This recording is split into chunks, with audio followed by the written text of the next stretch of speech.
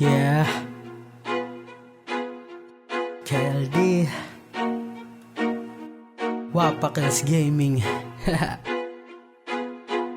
KQ KB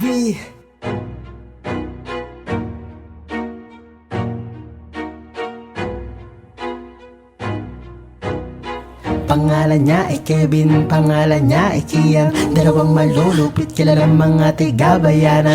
Kung bago ka lang halika, akin ang papakilala. Unting-unting namamayag pag kilalang kilala na sa liga. Wala na sila pagmamalaki pa sa inyo mga haters tabi.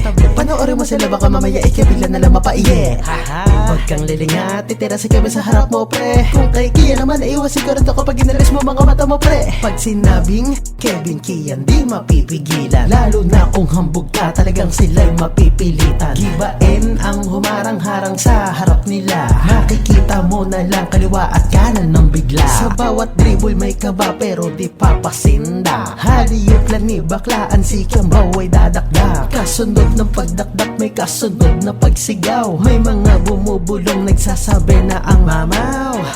Wapakers, wapakers, wapakers lang ang dapat bukang bibig.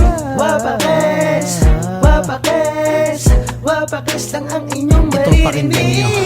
Ngayon magkakasama na sa isang team. Ang dalawang kulay green kayo ay papanain.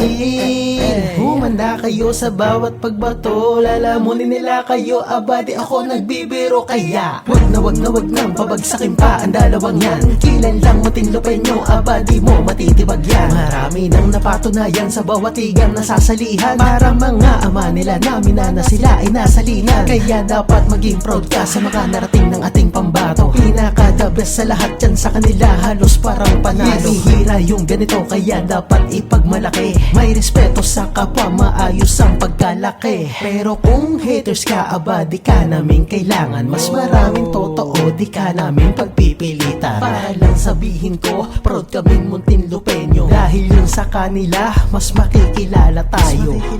Wapakers, wapakers, wapakers lang ang dapat bukang bibig.